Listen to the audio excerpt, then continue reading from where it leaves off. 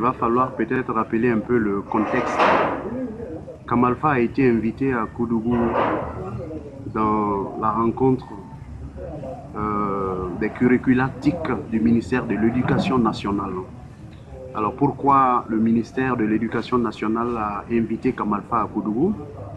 Alors cette invitation tire son origine, il faut le dire, du bon vouloir du Premier ministre qui a été saisi pendant la rencontre ONG-gouvernement. Kamalfa a pu directement interpeller le Premier ministre pour signifier que l'association Kamalfa est implantée à Bobo-Dioulasso depuis 2010. Et de 2010 aujourd'hui à 2017, Kamalfa a fait beaucoup d'efforts pour produire un système d'information qui fonctionne.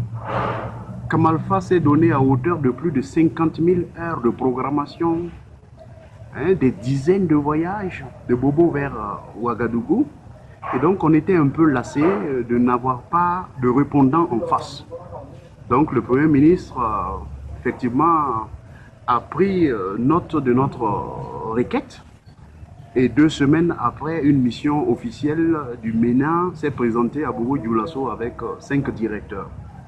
Et quand ces 5 directeurs sont arrivés dans nos bureaux à Bobo, ils ont reconnu que le travail était exceptionnel et ont même mentionné des notes dans notre livre d'or pour dire que le travail est d'une portée incomparable et qu'il s'agit là même d'une révolution scolaire que le Burkina doit adopter.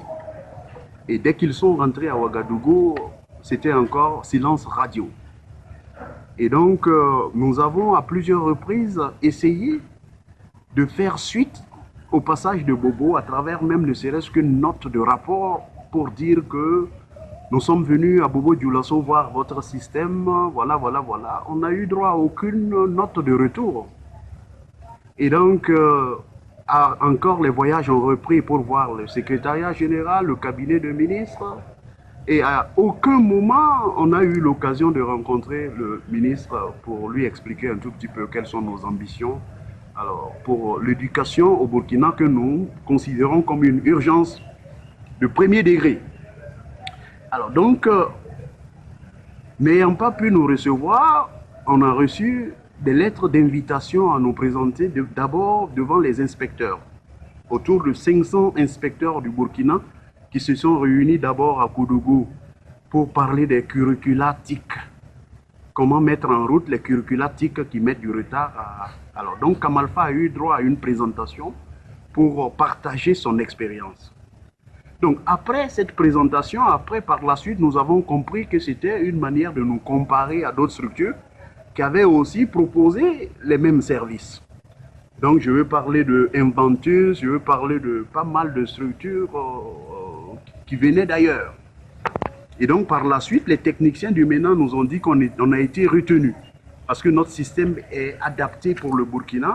À partir de là, nous pensons qu'on allait encore avoir un rapport qui stipule qu'on a été effectivement retenu.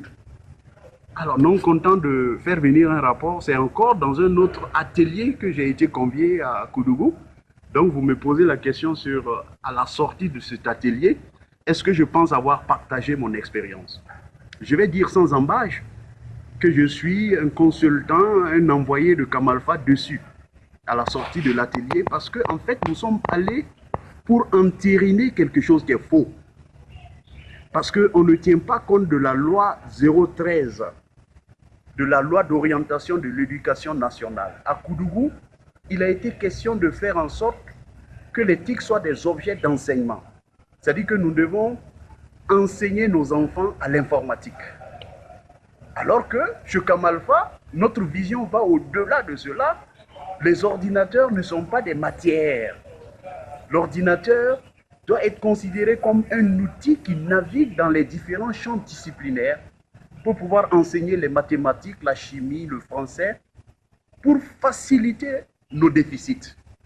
Donc, voyez-vous que je sors de cet atelier, je suis d'accord que les ordinateurs peuvent être des objets d'enseignement, mais il faut compléter la loi. La loi a dit de considérer les ordinateurs pour promouvoir l'éducation nationale. Ce n'est pas en les considérant comme des objets d'enseignement que nous allons promouvoir notre gap, notre déficit.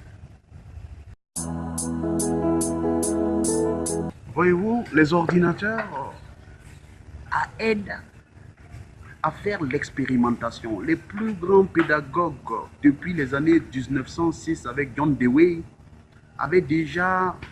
s'étaient déjà positionnés sur l'expérimentation.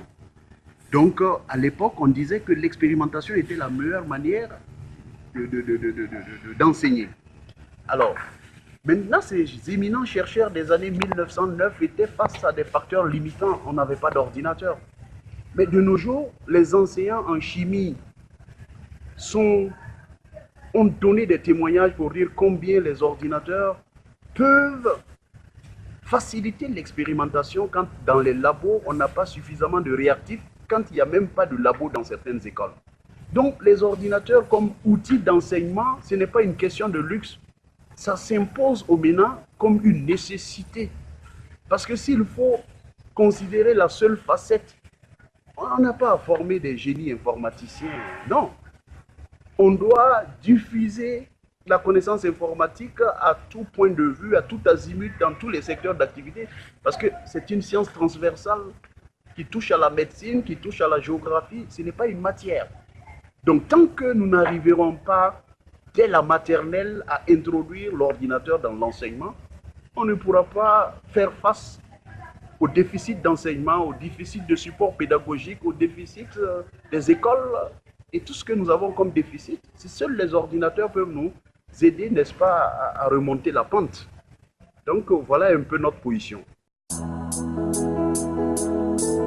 C'est une question de psychologie. Les gens sont un peu, je vais dire, on considère les ordinateurs toujours comme un luxe. C'est pour ça que vous voyez les taux de douane qui sont élevés là-dessus. Quand vous discutez avec des inspecteurs du MENA, ils vous disent on a du mal à mettre de l'énergie. On a la guerre de l'énergie. On a aussi du mal avec nos écoles payotes au nombre de 1500.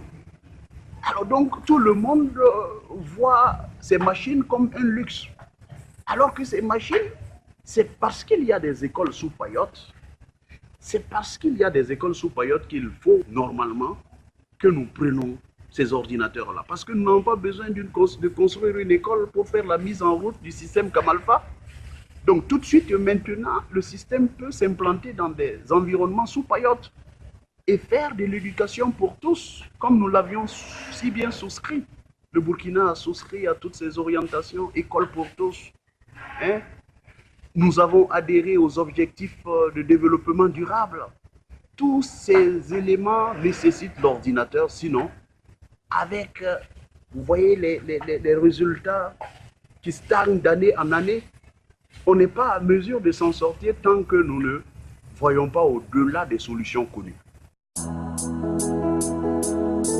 On va dire oui, parce qu'ils ont souscrit à toutes ces grandes orientations. La loi 013 de 2007 mentionne très bien que la promotion de l'éducation nationale doit se faire en utilisant les ordinateurs.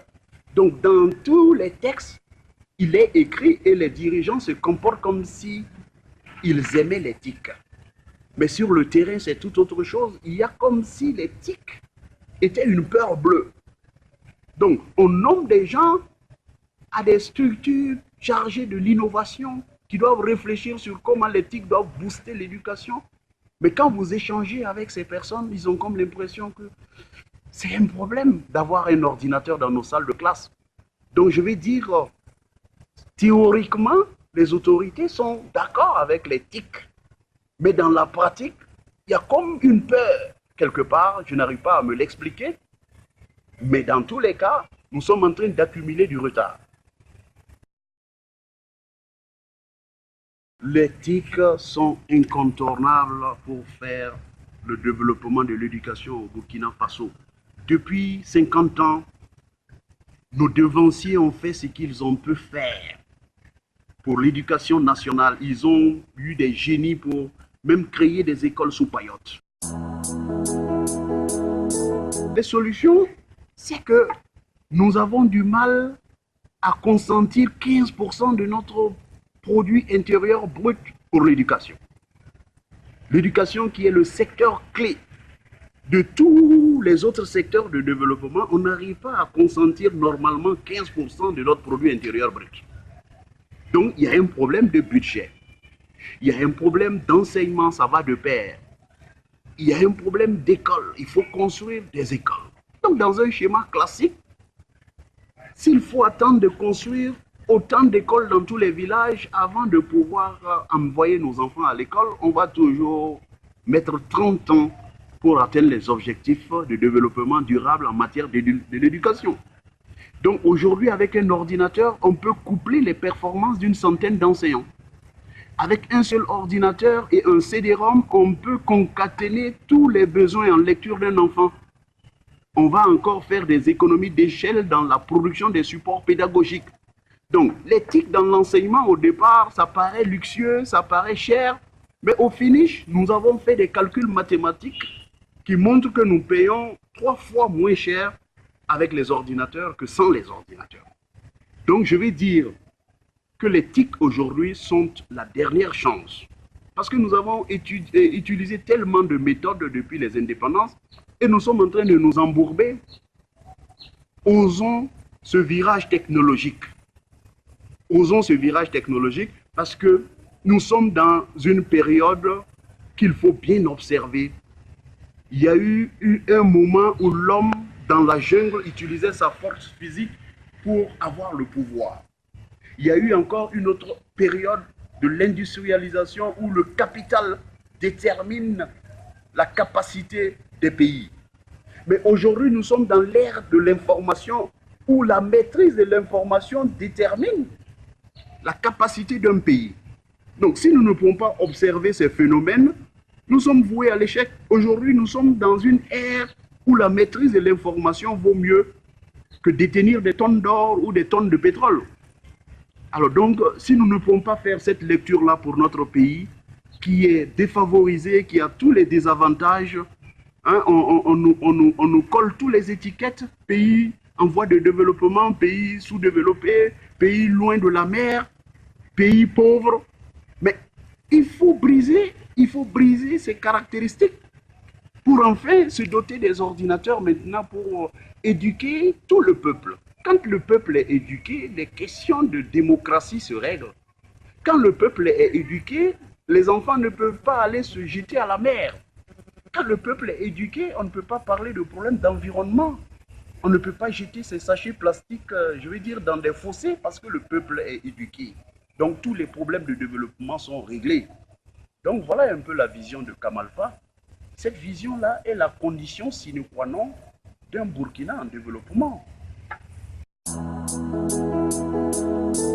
Cri de cœur, il faut accepter que des chercheurs, c'est de la recherche-développement. Kamalfa, en 20 ans de recherche, a pu mettre quelque chose à la disposition du Burkina que moi je compare à Microsoft en 1980, qui a pu mettre à la face du monde son premier système d'exploitation, qui a gouverné les micro-ordinateurs. Aujourd'hui, le système éducatif Kamalfa, avec ses méthodes pédagogiques, sont une pierre angulaire pour booster tout en Afrique.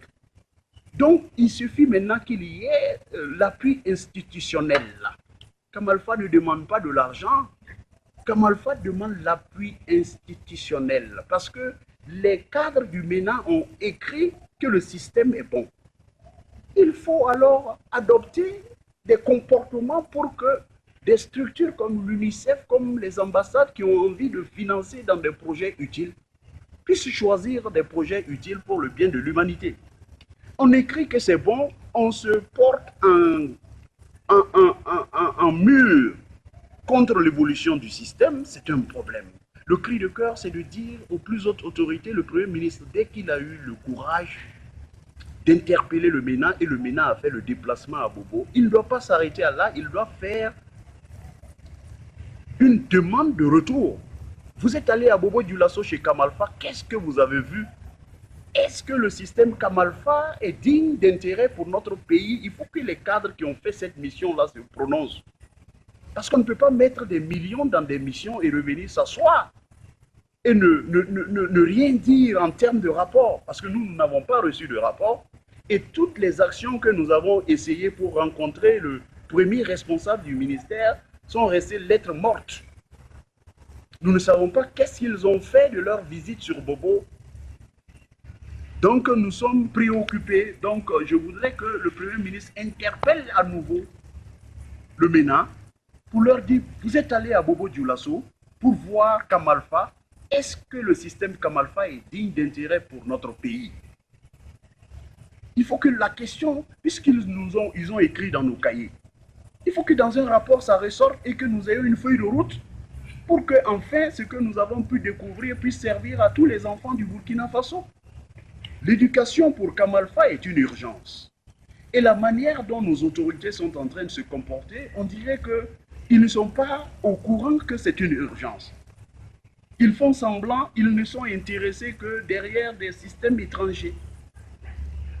Je ne sais pour quelle raison, mais il va falloir qu'on se réveille. Voilà, toutes les richesses développées par Kamalfa, vous les avez bien partagées avec Kamalfa.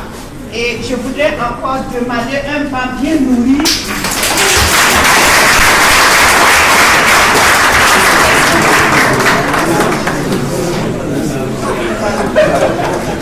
Alors, comme il a dit, nous sommes allés regarder. Ce qu'il a dit ce soir, nous l'avons déjà suivi. Je ne tiens plus sur les commentaires.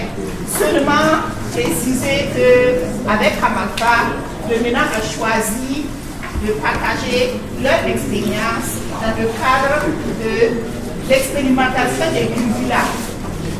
Alors, ils sont d'accord pour avancer avec nous parce que du point de vue technicité, ils sont une vraie référence. Donc, la collaboration, le partenariat va se poursuivre. Une convention a été signée. On va peut-être prendre un document additif pour formaliser les choses et avancer dans le cadre de la réforme des curricula. Donc, merci à tout le monde. Monsieur Kamalfa, nous comptons toujours pour avancer. Merci d'avoir répondu à notre invitation. Vous voyez que tout le monde a bien apprécié. Bon courage. Et puis, on continue ensemble. Merci. À tout le monde de votre soirée.